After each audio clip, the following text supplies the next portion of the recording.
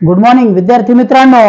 आपल्या fast forward revision मध्ये परीक्षा जवळ आल्यानंतर शेवटच्या टप्प्यात आपण वन शॉट रिव्हिजन घेतलेले आहेत.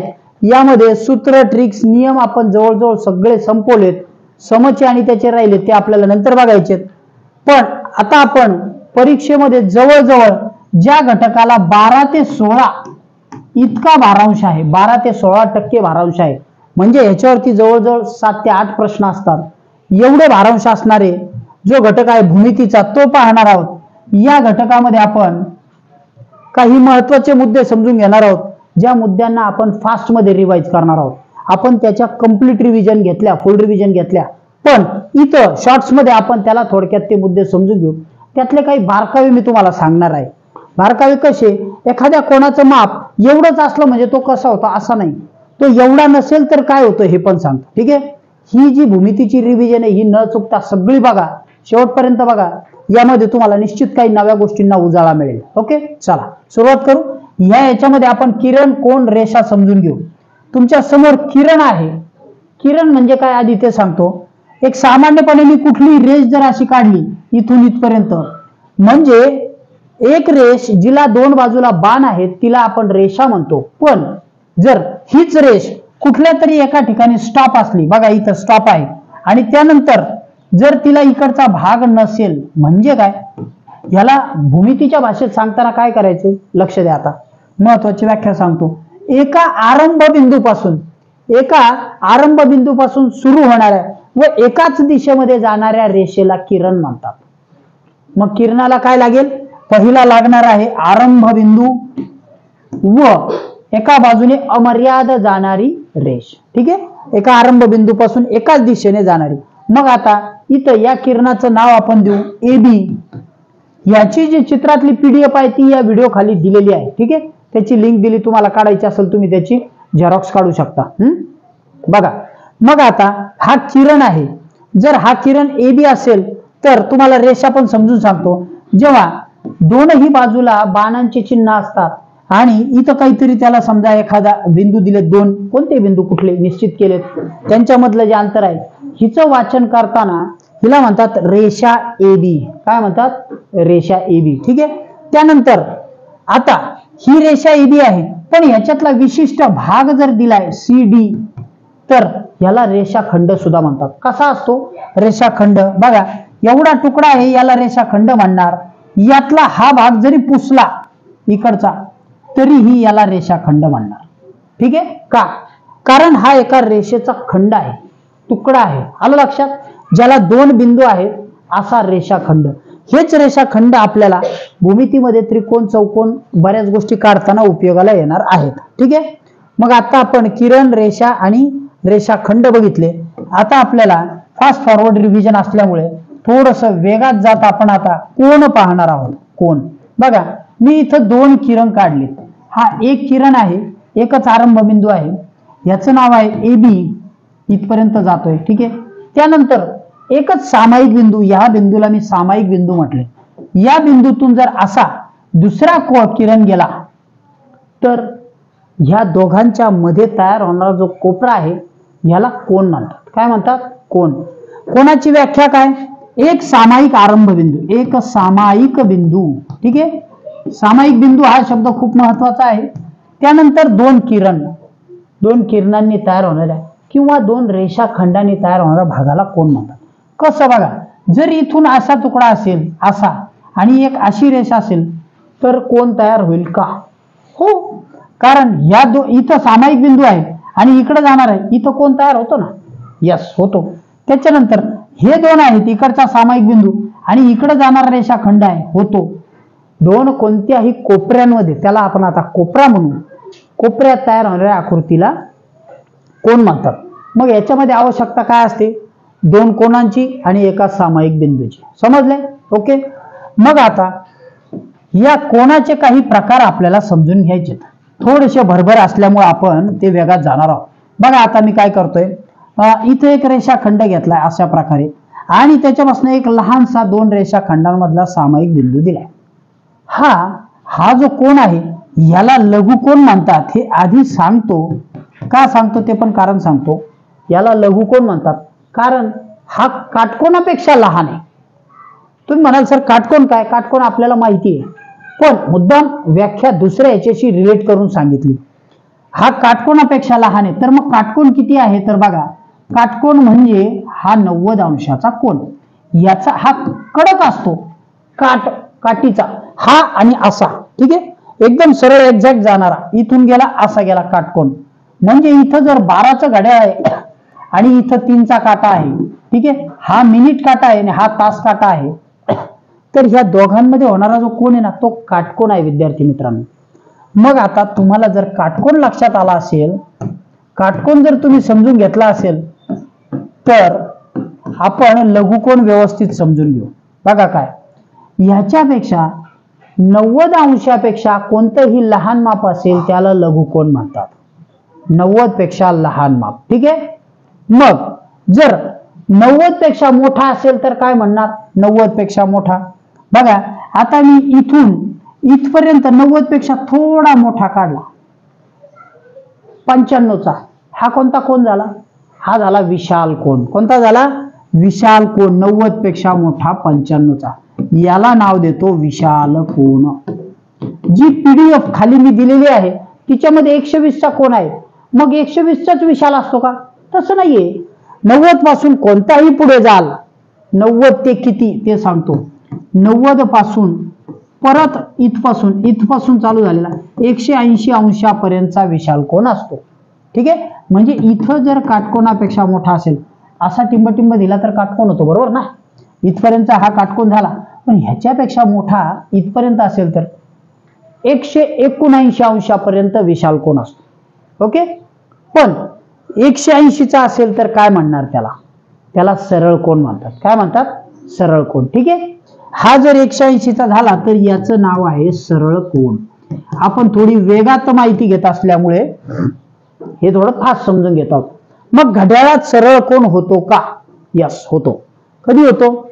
जर वरचा कोन, आता घड्याळात सरळ कोन कधी होतो हे सांगतो. जर तास काटा किंवा मिनिट काटा 12वर असेल, समजा 12वर, आणि हा काटा 6वर असेल, 6 वरती तास काटा आहे आणि मिनिट काटा वरती आहे, तर ह्या दोघांमधला कोन केवढा झाला? हा झाला 180 अंशाचा. इकडून पण आणि इकडून पण कुठल्याही बाजूने मोजला म्हणजे त्यावेळी सरळ कोन होतो. कोणता कोन होतो? सरळ कोन, ठीक आहे.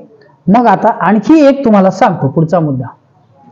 हे 3 कोन आपण बघितले, लघुकोन, विशाल कोन आणि काटकोन बघितलेले आहेत. त्याच सोबत आपण सरळ कोन सुद्धा बघितला, ओके. सरळ कोन बघितला. मग आता जर इथं 12चं घड्याळ आहे, इथं 6 आहे आणि इथं 3 आहे, 9 आहे, ठीक आहे. हा काटा इथून सुरू झाला, असा फिरत फिरत समजा परत 12वर आला, ओके. आणि जर याच्यातला कोन विचारला तर शून्यापासून सुरू झालेला काटा परत फिरून आला तर तो कोन होतो 360 अंशाचा, किंवा त्याला शून्य कोन म्हणतात. काय म्हणतात? शून्य कोन, ओके. आलंय लक्षात? फुल राऊंड करून आलेला काटा 360 अंशाचा कोन असतो, किंवा जर तो परत मूळ स्थितीला आलेला असेल फिरून तर त्याला शून्य कोन म्हणतात, ओके. आले लक्षात? कोन समजून घेतलेत, ठीक आहे. मग आता ह्यापेक्षा आणखी एक प्रश्न तुम्हाला देतो उदाहरणाचा. आता तुमच्या समोर 2018 साली आलेला एक प्रश्न मी मांडलेला आहे. बघा, हा प्रश्न असा आहे की तास काटा आणि मिनिट काटा, ठीक आहे. बघा, हा मिनिट काटा 4 वर आहे, तास काटा 9 वर आहे, तर यांच्यामध्ये होणारा कोन कोणता? यांच्यामध्ये होणारा कोन कोणता? ठीक आहे. कोणाची दिशा अशी दाखवलेली आहे, कोणता कोन होईल? कोणता कोन होणार आहे? काय होतंय इकडे लक्ष द्या. जर हा असा असता, असा, तर तो 180 अंशाचा असा झाला असता, पण हा त्याच्याही पेक्षा असा खाली असल्यामुळे जो 180 अंशपेक्षा मोठा, 180 अंशपेक्षा मोठा, ठीक आहे, मोठा, पण 360 पेक्षा लहान, त्याला म्हणतात प्रविशाल कोन. कोणता कोन म्हणतात? प्रविशाल कोन, ओके. आले लक्षात? हा नवीन कोन लक्षात ठेवायचा. आकृती आली तर घड्याळाच्या काट्यामध्ये होणारा कोन, घड्याळामध्येच असे प्रश्न आलेले आहेत, ठीक आहे. आपण थोडी फास्ट फॉरवर्ड रिव्हिजन करत आहोत. प्रविशाल कोन लक्षात आला, जो ह्याच्यापेक्षा मोठा असतो. आता घड्याळाच्या काट्यामध्ये किती वेळा किती वेळा काटकोन होऊ शकतो ते लक्षात घ्या. मला काय म्हणायचं म्हणजे इथून समजा इथं 12 आहे आणि इथं 9 आहेत तर इथे काटकोन होईल. जर समजा हे इथं 3 वर असेल तर इथे काटकोन होईल. जर हा काटा 6 आणि 9 वर असेल हा आणि ह्या दोघांमध्ये तर इथे काटकोन होईल. त्याच्यानंतर 3 आणि 6 मध्ये असेल तरी काटकोन होईल. बरोबर. किंवा यानंतरचा एक गोष्ट लक्षात घ्यायची, काटकोन होण्यासाठीचा पहिला नियम काय आहे. काटकोन होण्यासाठीचा पहिला नियम काय आहे. इथं बघा इथं आहे 1 इथं आहे 2. ठीक आहे. 1 वाजले 2 वाजले इथं आहे 4 इथं आहे 5. आता मी एक महत्वाची बाब सांगणार आहे ती समजून घ्या. 12 ते 1 मध्ये 30 अंशाचा कोन असतो. किती अंशाचा. 30 अंशाचा. पुन्हा 1 ते 2 मध्ये 30 अंशाचा आणि इथं 30 अंशाचा. म्हणजे प्रत्येक 3 काट्यांमध्ये 12 पासून निघालेला काटा 3 पर्यंत येईपर्यंत 90 अंशाचा कोन होतो. समजलं. मग हे जर लक्षात आलं असेल तुमच्या तर मी काय सांगतोय बघा. आता एक काटा 4 वर आहे त्याच्यानंतर एक काटा 7 वर आहे तर कितीचा कोन होईल बघा. इथं तुमचा इथं होईल 5 इथं 6 इथं 7 म्हणजे ह्या दोघांमध्ये होईल 30 अंशाचा, या दोघांमध्ये 30 अंशाचा आणि या दोघांमध्ये 30 अंशाचा. म्हणजे इथं सुद्धा काटकोन होतो. आलं लक्षात. काय होतंय यांच्यामध्ये इथं सुद्धा काटकोन होतो. कारण कोणत्याही 3 अंकांना जर 2 काट्यांनी स्पर्श केला असेल 3 अंक सोडून म्हणजे जिथं आपण समजा इथं 1 धरला 1 वाजलेला आहे समजा 12 सोडले 1 मिनिट कट करतो. बघा इथं 1 वाजलाय 1 ला 1 काटा घेतला 2च काढला परत. ओके. बघा इथं 1 वाजला त्याच्यानंतर 2 नंतर 3 आणि नंतर 4 असं विचारलं. तास काटा 1 वाजेवर आहे आणि मिनिट काटा 4 वर आहे त्यांच्यामध्ये कोणता कोन होईल. तर काय करायचं माहिती का. ह्या 1 ते 2 मध्ये इथं 30 अंशाचा कोन होईल इथं 30 अंशाचा होईल आणि इथं 30 अंशाचा होईल. तिन्ही मिळून हा कोन 90 अंशाचा होईल हे विसरायचं नाही. समजलं. कारण प्रत्येक 12 ते 1 मध्ये 30 अंश ह्याच्यामध्ये 30 अंश असे घड्याळातले संपूर्ण काटे मोजा. 12 त्रिक 36 किती अंशाचा 360.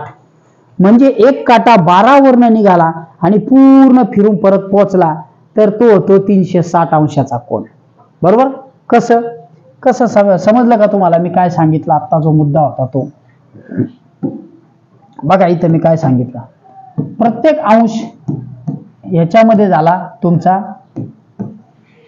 30 चा माप. बरोबर. इथं 30 इथं 30 1 2 3 4 5 असे 12 गुणिले जर तुम्ही 30 धरले तर 12 त्रिक 36 किती होतात 360 अंश. टोटल एक काटा जेव्हा तो फिरून परत जातो त्यावेळी तो 360 अंशाचा कोन करतो. समजले. महत्वाची बाब होती ही. परत कधी कधी रिव्हिजन मध्येच येते. ठीक आहे. चला पुढचा मुद्दा लगेच बघू. आपण कोणाची रचना ते समजून घेतली. परत एकदा पुन्हा एक मुद्दा सांगतो. कुठल्याही 2 अंकांमध्ये म्हणजे 12 ते 1 मध्ये जो कोन होतो तो कोन असतो 30 अंशाचा. किती अंशाचा 30 अंशाचा. मग 2 ते 3 मध्ये जो कोन असेल तो असतो 30 अंशाचा. असे सगळे अंक असतात 1 ते 12. 12 गुणिले 30 धरलं तर टोटल कोन घड्याळामध्ये असतो 360 अंशाचा. ठीक आहे. एवढी महत्वाची माहिती आहे. हे सूत्र लक्षात ठेवायचं. आता पुढची गोष्ट रेषा. आपण रेषा पाहत आहोत. रेषांमध्ये 2 रेषा रेल्वेचे पूल जर तुम्ही लक्षात घेतले रेल्वेचे रूळ तर ह्या 2 रेषांना म्हणतात. समजा ही रेषा AB असेल त्या कधीच जर एकमेकांना छेदणार नसतील तर याला म्हणतात समांतर. समांतर काय म्हणतात समांतर रेषा. त्यालाच एकत्र वाचताना म्हणतात समांतर रेषा. कोणत्या रेषा समांतर रेषा. ठीक आहे. तुमच्या खिडकीचे गज असतील जे कधीच एकमेकांना छेदणार नाहीत पुढे जाऊ नये त्याला म्हणतात समांतर रेषा. ओके. त्याच्यानंतर ही अशी एक प्लेन असते प्लेन जागा असते जी 4ही बाजूला मोठी होत जात असते तिला म्हणतात प्रतल. काय म्हणतात प्रतल.